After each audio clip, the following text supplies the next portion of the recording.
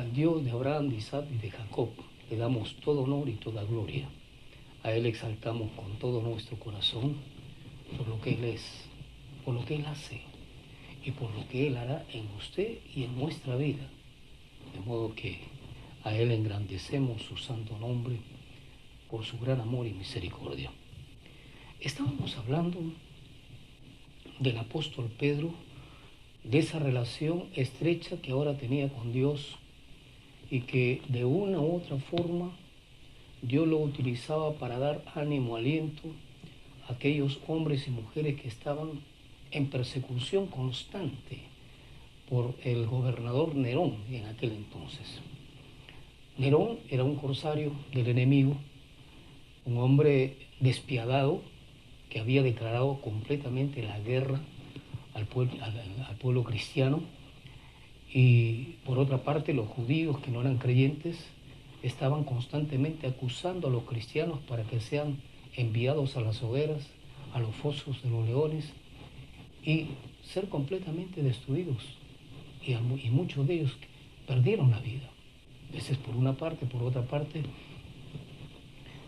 recordemos que Nerón empieza a gobernar después del año 47 aproximadamente después de Cristo, y el año 60 después de Cristo hubo un incendio en Roma, que esa fue la peor persecución que tuvo el pueblo cristiano, por el hecho de que Nerón acusaba a los creyentes, a los hijos de Dios, a los cristianos en Jesucristo, los acusaba de haber incendiado Roma.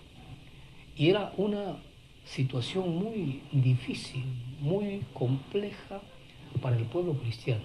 Y es ahí pues donde la carta de Pedro es escrita, y Pedro está escribiéndole justamente a los expatriados de la dispersión en el Ponto, Galacia, Capadocia, Asia y Bitinia. Ahora, ¿por qué menciono todo esto? Es porque entendamos que hoy día usted y yo no llevamos una vida en esa dirección. Llevamos una vida cristiana muy cómoda, muy tranquila.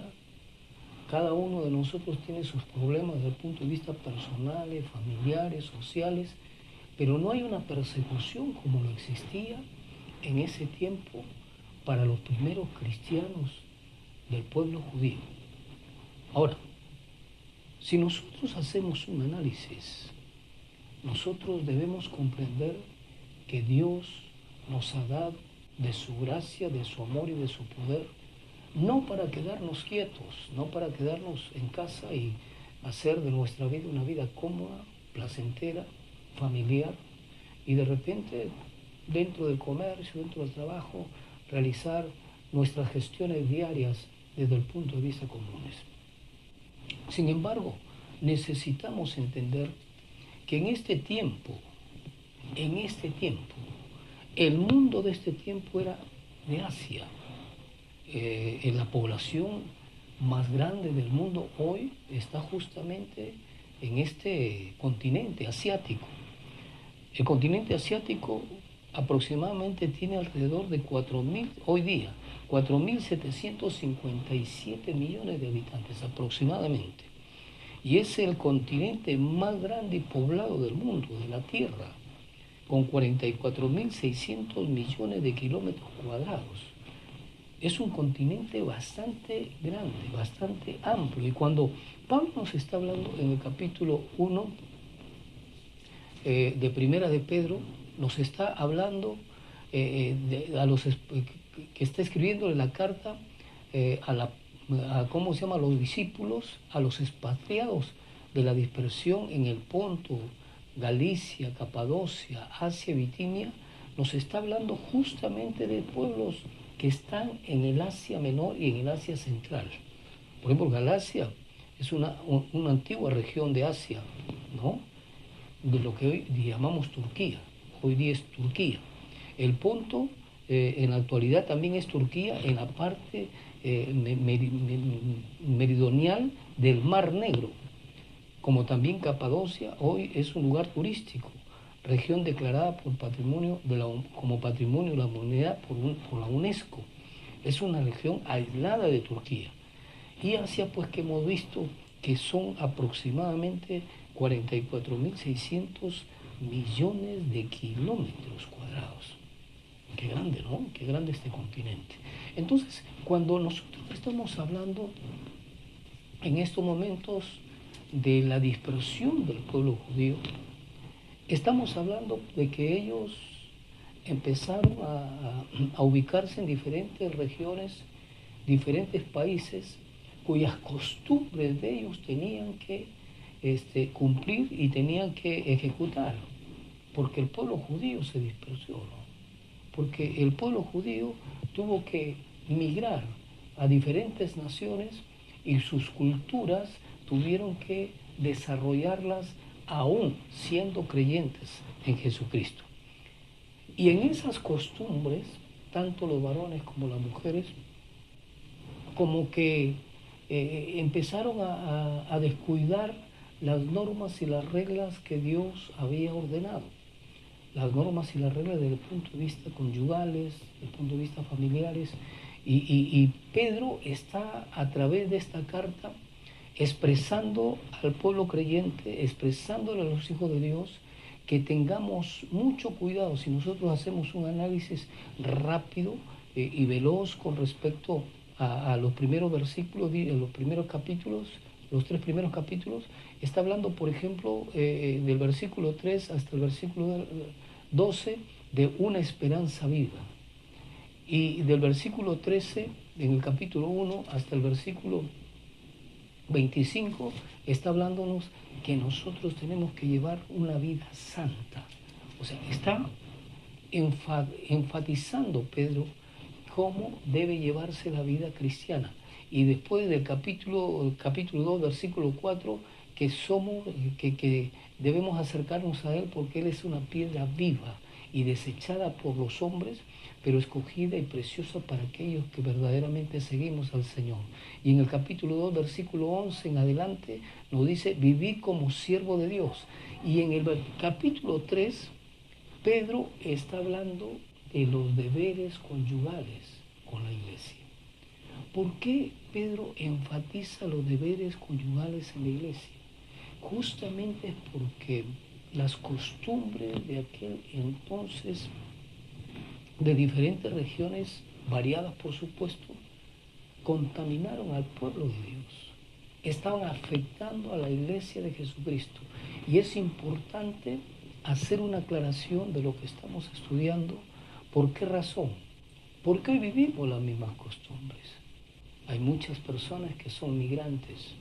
Hay muchas personas que están viviendo hoy día en un país que no es el suyo, o en una región que no es la suya, o en una provincia que no es la suya, y tienen que someterse a ciertas normas, a ciertas reglas o de conducta que están desarrollando en esos niveles. Sin embargo, Dios nos llama a que no nos escapemos de los valores que Él nos da en su palabra. ¿Amén? Y eso es importante que entendamos usted y yo, sea cual fuera la situación vuestra, sea que usted esté en un país que no es el vuestro, o sea que usted esté en su nación, debemos considerar que las normas son las mismas. Debemos considerar que los mandatos son los mismos y que no debemos escaparnos de los mandatos que Dios nos ha ordenado y nos ha dado. Ahora, aquí, por ejemplo, en el capítulo 3 nos está hablando de los deberes conyugales y nos está hablando de principios en 6 versículos, los 6 versículos primero de principios que le da a la mujer. Pero en el versículo 7 le da un principio muy fundamental al hombre. Y debemos considerar esto. ¿Por qué razón? Porque si nosotros vemos en el versículo 1, el Señor está hablando a las mujeres que deben sujetarse a sus maridos, como al Señor le parece. Y en el versículo 2, que debe considerar vuestra conducta casta y respetuosa. Y en el versículo 3, que vuestro atavío no sea el externo, sino el interno. Y que en el versículo 5 nos habla que así como los santos esperaban a Dios, sometiéndose y sujetándose a sus maridos, hoy día las santas deben hacerlo. Y en el versículo 6 nos habla que así como Sara fue obediente a su esposo Abraham, de la cual vosotros habéis venido a ser hijas, ellas también deben hacerlo. Aquí nos habla justamente, yo le animo que usted lo lea en su casa, porque está hablando de razones específicas para las damas, para ustedes las mujeres. Pero ese tema que estoy dictando no era enfatizar la responsabilidad de usted, la dama, sino la de nosotros, los maridos, la de nosotros, los varones. ¿Cuál es la responsabilidad que tenemos con respecto a la esposa? Y nos habla de una manera enfática. Si nosotros hacemos un análisis, vuelvo a repetir, que Dios está estableciendo algunos principios importantes para la mujer dentro del hogar y dentro de la familia, y lo está hablando en 6 versículos, al hombre se lo dan un versículo. Y como que nos dice el Señor que prestemos mucha atención en ese versículo, porque es importante que entendamos. Vuelvo a repetir, para entrar al tema en sí, vuelvo a repetir, recordemos que el pueblo judío había sido disperso, había sido expatriado, estaba en diferentes lugares, estaba en diferentes regiones, y Pedro está escribiendo a toda la iglesia del Señor dispersa, dividida en diferentes regiones. Y es necesario entender esto. ¿Por qué razón? Porque en medio de esa situación que vivían, en medio de esa incertidumbre que vivía el pueblo de Dios, Dios le llama al hombre que tenga mucho cuidado en el trato con su esposa. Veamos el versículo 7. Vosotros, maridos, igualmente vivid con ella sabiamente. Note que en la primera oración que nos expresa aquí el versículo 7, nos está expresando un profundo mensaje.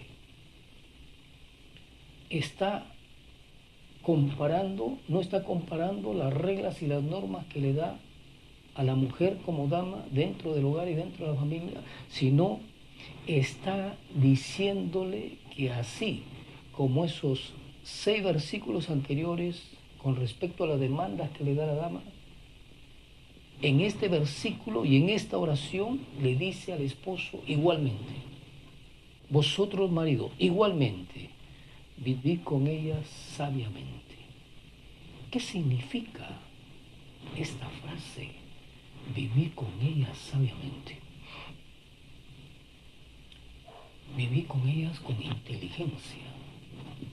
Vivir con ellas con la razón y no con los sentimientos y las emociones.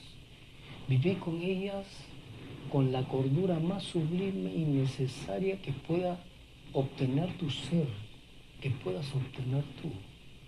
Que tengas mucha capacidad, mucha inteligencia, mucho tacto, mucho tino para tratar a la mujer.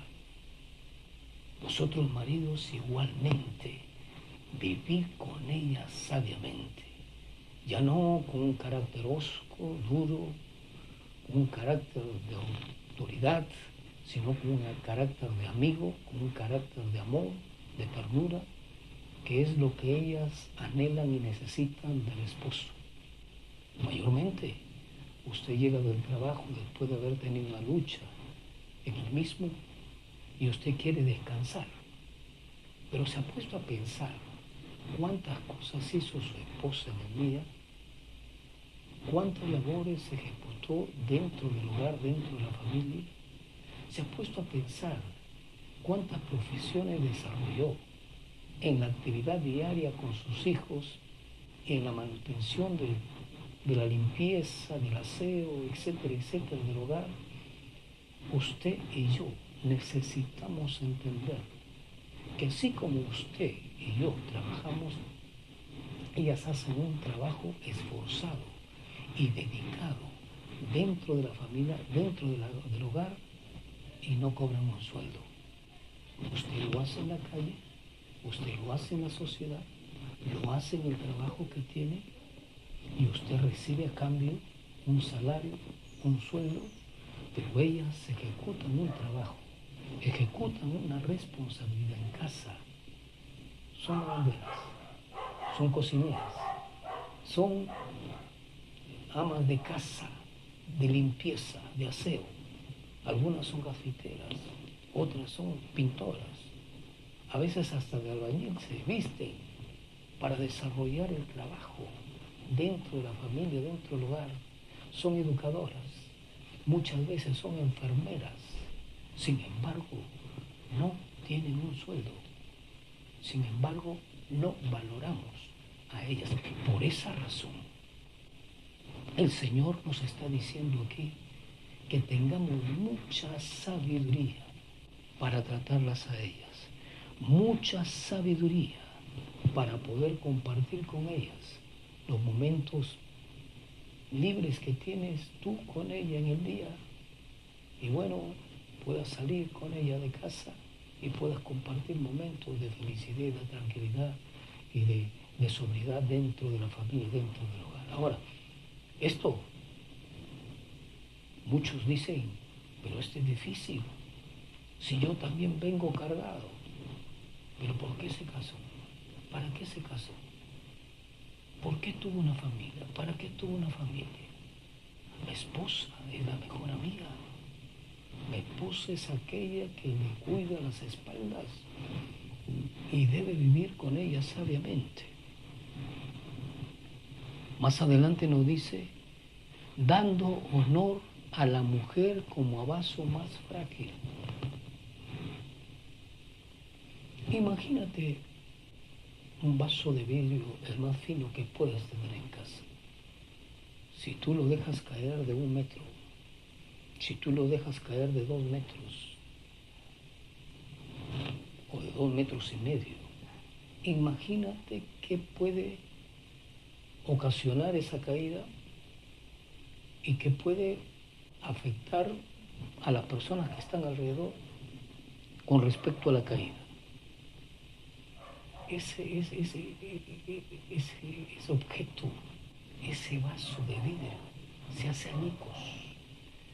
Por eso Dios nos llama a nosotros los varones que vivamos sabiamente con ellas, porque ellas son muy sensibles, ellas son muy delicadas, sus sentimientos, sus emociones son demasiado débiles, demasiado delicados, que hay que tratarlo con mucha dulzura, con mucha destreza, con mucho amor, con mucha ternura.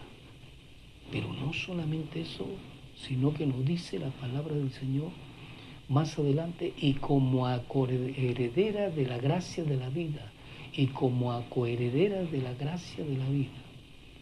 Cuando leí esta parte de la palabra, yo muchas veces me he preguntado, ¿qué es lo que Dios quiso decirnos a nosotros los varones? Algunos lo interpretan que el hombre también es coheredero de la gracia de la vida, pero aquí no está diciendo el varón. Aquí no le está diciendo al varón. Por eso es muy importante que entendamos. Dice, y vosotros maridos igualmente vivid con ella sabiamente, dando honor a la mujer como a vaso más frágil y como a coheredera de la gracia de la vida. Ellas son colaboradoras de la gracia de la vida. Usted como varón puso la semilla y ella lo recibió y empieza a germinar una vida, empieza a desarrollarse una vida.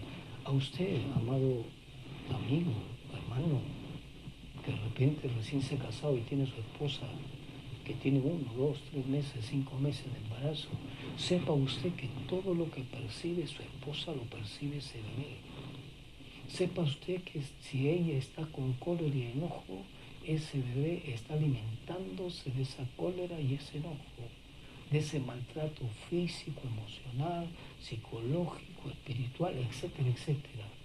Sepa usted que todo lo que percibe la mujer en el momento del estado de embarazo está percibiendo en el bebé, está percibiendo en el niño.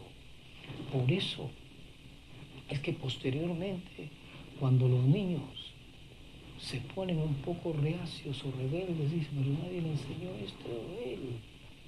Pero lo aprendió cuando estaba dentro del vientre de mamá. Lo sintió cuando estaba dentro del vientre de mamá. Aunque no lo haya escuchado, lo sintió. Aunque no lo haya visto, lo sintió.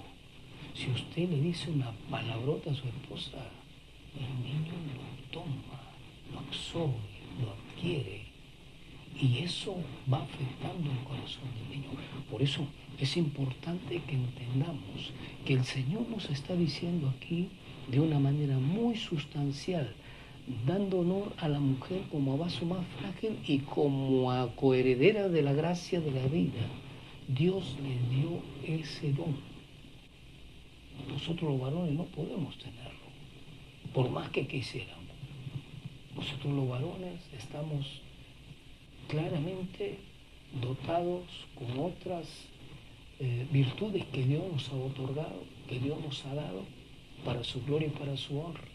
Pero ellas fueron claramente diseñadas para poder traer hijos al mundo y ser coherederas con el Señor de la gracia de la vida.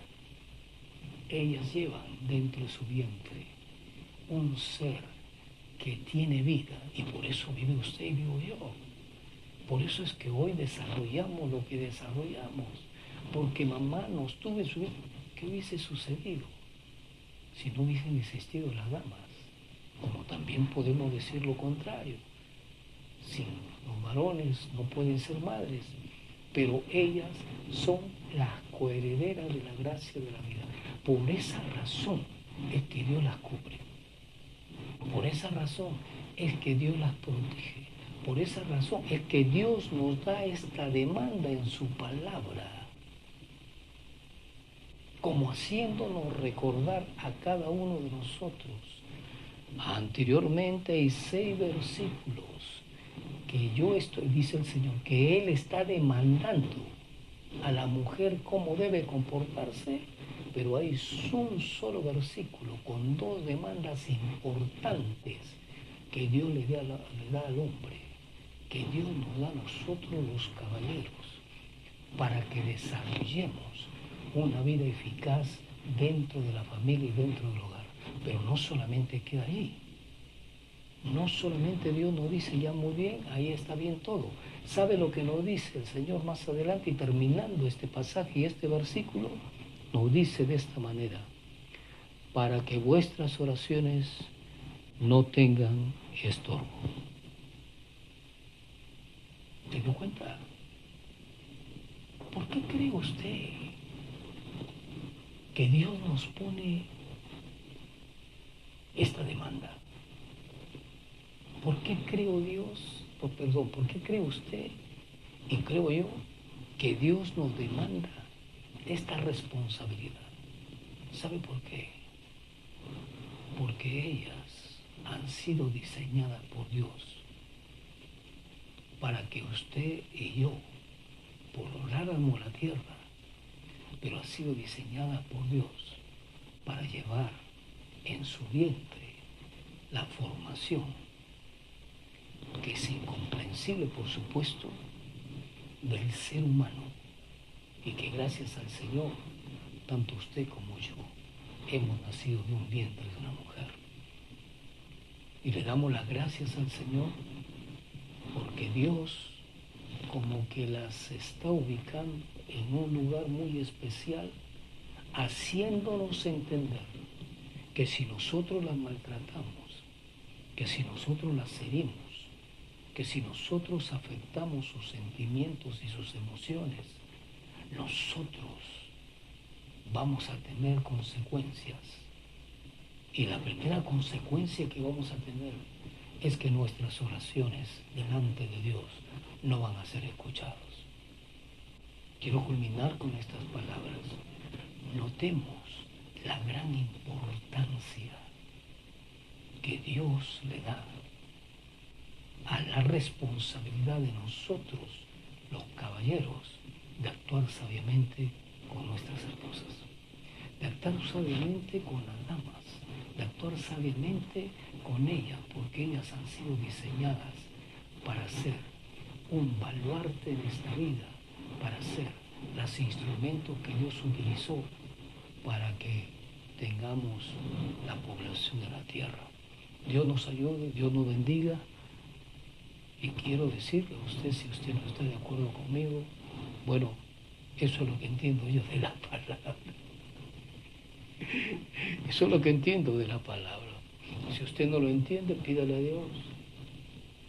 Siga maltratando a su esposa, que de repente en algún momento el Señor le va a dar un toquecito para que entienda que ellas son muy especiales e importantes para el Señor. Termino con esta palabra. Si no fuera de